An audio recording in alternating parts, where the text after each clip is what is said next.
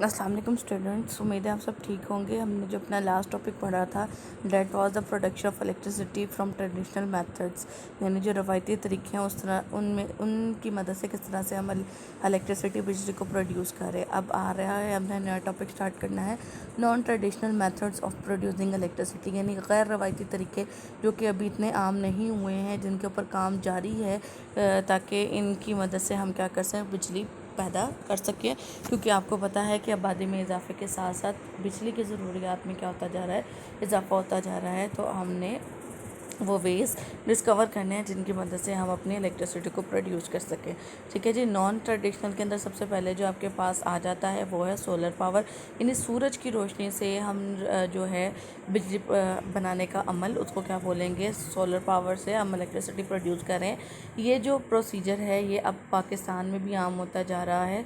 आपने देखा होगा कि जी रोड्स के ऊपर बड़ी बड़ी सोलर प्लेट्स लगी होती हैं, वो क्या करती हैं, दिन के वक्त सारी जो सूरज की रेडिएशंस हैं उनको एब्जॉर्ब करती हैं, यानी उस एनर्जी को एब्जॉर्ब करती है, और रात के वक्त वो जो रेडिएशंस उसने स्टोर की होती हैं प्लेट्स के अंदर, वो हमारी सड़कों को जलाने के लिए और रोशन करने के लिए क्या होती हैं, काम आती हैं। ठीक है। अब इसके अलावा आपके पास कैलकुलेटर्स भी हैं जिनके अंदर जो सेल है वो सोलर सेल्स यूज़ होते हैं। आपकी घड़ियाँ होती हैं जो जी नहीं चल रही सूरज के अंदर, थोड़ी देर रखो वो चार्ज हो जाएगी और अब वो इस्तेमाल हो जाएगी। तो सोलर कैलकुलेटर्स और सोलर वॉचेस जो हैं वो आपने वो भी इस्तेमाल में आ रहे हैं, जो कि सेल के बगैर चलते हैं और वो एनर्जी एब्जॉर्ब करते हैं, किधर से, सूरज के से करते हैं। ठीक है। अब पढ़ लेते हैं। You must have seen calculators that run without the cells, the photo cells installed in them transform light into electricity, यानी इनके अंदर जो फोटो सेल इंस्टॉल्ड होता है वो लाइट को इलेक्ट्रिसिटी में, यानी सूरज की रोशनी को बिजली के अंदर क्या करता है, कन्वर्ट करता है। ठीक है। Solar energy is the energy obtained from the sun, ये हमने पहले भी पढ़ा है। Usually the solar energy falling on the atmosphere is almost 1.4 kilowatt per square meter. The dust particles, water vapors and the gases present in the atmosphere absorb, reflect or disperse some of the energy, but still about 1 kilowatt of energy per square meter reaches the earth's surface. अच्छा जी, इस पूरी line में बताया गया है कि सूरज से ज़मीन तक जो सूरज की रोशनी है वो 1.4 किलोवाट पर स्क्वायर मीटर, यानी 1 स्क्वायर मीटर के एरिया पर 1.4 किलोवाट जो है एनर्जी फॉल करती है। लेकिन अब सूरज की रोशनी ज़मीन तक पहुंचने में उसको डस्ट पार्टिकल्स और बहुत सारी चीज़ों का सामना करना पड़ता है, जिसकी वजह से जो लाइट एनर्जी होती है वो रिफ्लेक्ट हो जाती है, डिस्पर्स हो जाती है, एब्जॉर्ब हो जाती है उन पार्टिकल्स पे। तो उस 1.4 में से भी 1 किलोवाट जो है एनर्जी वो पर स्क्वायर मीटर तक पहुंच रही है। ठीक है। यानी ये 1.4 टोटल निकलती है और हम तक कितनी पहुंचती है, 1 किलोवाट पहुंचती है 1 स्क्वायर मीटर के अंदर। ठीक है। Solar energy is use in 2 waves, 2 तरीके से इस्तेमाल किया जाता है।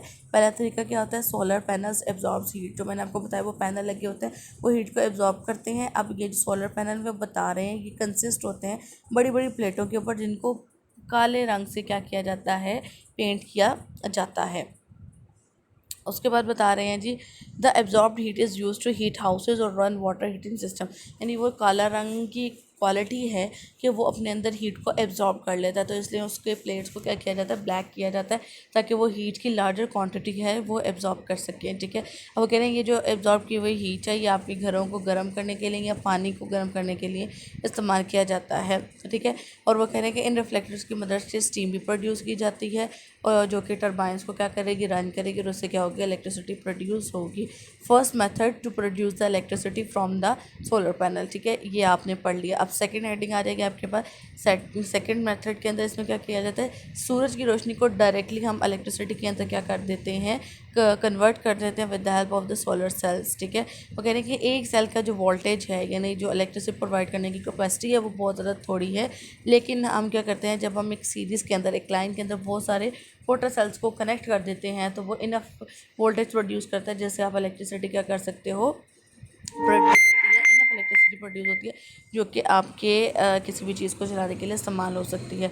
तो अब हमने सोलर पावर के अंदर 2 मेथड्स पढ़े हैं। इन दोनों मेथड्स को मेथड नंबर 1 और मेथड नंबर 2 करके आपने इनको याद करना है और लिखना है। दूसरा आ जाएगा आपके पास विंड पावर्स, हवा की पावर से जो इलेक्ट्रिसिटी प्रोड्यूस की जाएगी उसको क्या बोलोगे, विंड पावर बोलोगे। In wind power kinetic energy of the fast flowing air is used to produce electricity, यानी तेज़ चलती हुई हवा जो है उसकी एनर्जी को प्रोड्यूस किया जाएगा इलेक्ट्रिसिटी प्रोड्यूस करने के लिए। होता क्या है इसके अंदर के जो ऐसे इलाके जहाँ पर कोई बिल्डिंग्स वगैरह नहीं है, वहाँ पे हवा का प्रेशर बहुत ज़्यादा होता है, हवा का दबाव बहुत ज़्यादा होता है। तो इस इलाके में हम ये जो आप पिक्चर में आपने देख रहे हो, ये पिक्चर में वो क्या किया जाता है, विंड मिल लगा दी जाती है। अब विंड मिल जो होती है एक पंखे की तरह होती है जिसमें 3 से 4 ब्लेड होते हैं। जब हवा चलती है तो ये विंड मिल्स क्या करती हैं, घूमती हैं। अब इनके साथ कनेक्ट की गई होती हैं वायर्स, ठीक है। अब जब ये विंड मिल घूमेगी तो ये एनर्जी स्टोर करती जाएगी। अब ये एनर्जी स्टोर होगी वायर्स में।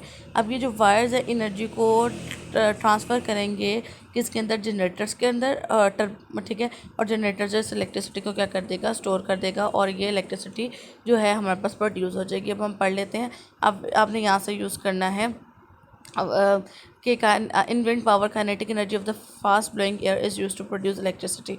ये तो आपके पास विंड पावर आ गया। अब विंड मिल कंसिस्ट होती है 3 या 4 विंग्स के ऊपर, यानी परों के ऊपर, mounted on the top of the pole, और एक खंभे के ऊपर उसे माउंट लगा दिया जाता है। दीज आर विंड मिल, ठीक है। When turbines turn due to the air, we make use of this energy in the many ways, ठीक है।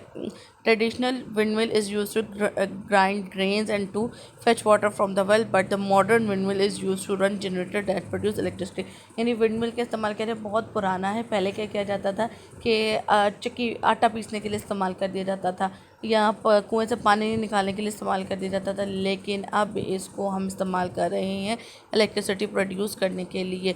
तो uses of the wind power आ जाएंगे, उसमें पहला यूज़ आ जाएगा windmill is use to grind grains.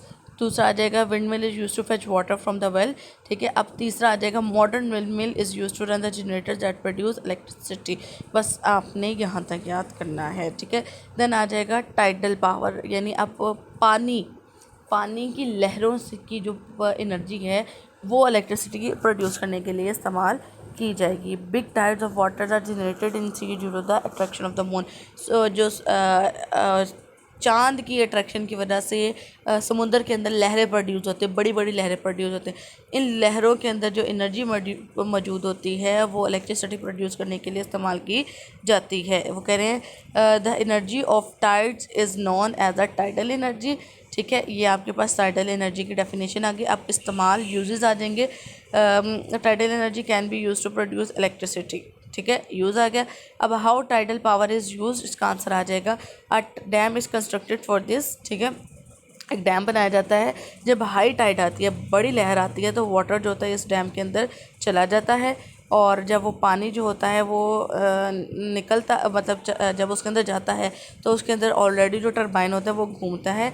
ये टरबाइन जब घूमता है तो उसकी वजह से क्या होता है, इलेक्ट्रिसिटी प्रोड्यूस होती है, ठीक है। ये तीसरा आ गया। अब आपके पास हम फोर्थ वाले की तरफ चलते हैं, जियोथर्मल पावर, ठीक है। To make use of the energy deep under the earth in the form of the hot water the steam is called a geothermal. ज़मीन के नीचे हीट को इस्तेमाल करते हुए जो इलेक्ट्रिसिटी प्रोड्यूस की जाएगी वो जियोथर्मल पावर कहेगी, या जियोथर्मल एनर्जी कहा जाएगा। कह रहे हैं कि हम अपनी सरफेस जो है, जो सरफेस ऑफ अर्थ है जहाँ पर हम कर, तो तकरीबन अगर 10 किलोमीटर नीचे चले जाएँ तो सेमी मोल्टन रॉक्स मौजूद है, यानी एक होती है बहुत पथरीली, एक होती है बिल्कुल नरम। तो आप समझ लो दोनों के मिक्स दरमियान में, जैसे बर्फ़ जो होती है जब वो पिघल रही होती है थोड़ा पानी, और वो होती है मोल्टन फॉर्म में होती है। इसी तरह से 10 किलोमीटर ज़मीन के नीचे सेमी मोल्टन जो है रॉक्स मौजूद हैं। इनका जो टेम्परेचर होता है वो 200 डिग्री सेल्सियस से ज़्यादा होता है, यानी पानी को बॉयल करने के लिए हमें 100 डिग्री सेल्सियस टेम्परेचर रिक्वायर्ड है। तो उसके ऊपर पानी उबलता है तो उसका डबल टेम्परेचर होता है 10 किलोमीटर नीचे ज़मीन के अंदर, ठीक है। अब वो कह रहे हैं कि जब इधर से पानी गुजरता है 10 किलोमीटर के पास से, तो ये जो इतने टेम्परेचर की वजह से जो पानी होता है किस में कन्वर्ट हो जाता है, स्टीम के अंदर कन्वर्ट हो जाता है, ठीक है। तो स्टीम इज़ यू, और ये स्टीम जो होती है जनरेटर्स को रन करने के लिए इस्तेमाल होती है। When there is no water over tunnels are drilled अब वो कह रहे हैं अगर पानी मौजूद नहीं है लेकिन हमें पता है कि टेम्परेचर इतना मौजूद है, तो क्या किया जाएगा, टनल्स यानी सुरंगें खोदी जाती हैं, उन सुरंगों की मदद से पानी नीचे ज़मीन तक पहुंचाया जाता है। अब वो पानी जो होता है वो जब 200 डिग्री सेल्सियस वाली प्लेस के ऊपर पहुंचता है तो वो पानी जो होता है वो स्टीम में कन्वर्ट होता है, और इससे क्या होता है, इलेक्ट्रिसिटी प्रोड्यूस होती है। अच्छा जी, अब हमने 2 तरीके पढ़े हैं इलेक्ट्रिसिटी प्रोड्यूस करने के, एक ट्रेडिशनल और एक non traditional.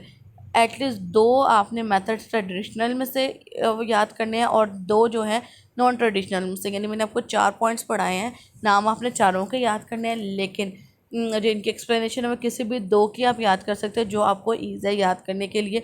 And this is the important topic, याद करके लिख कर आपने मुझे सबमिट करवाना है। और कोशिश क्या करें कि ज़ुबानी याद करके लिखा हुआ चेक करवाया करें, ताकि आपकी भी तसल्ली हो जाए और मेरी भी तसल्ली हो जाए।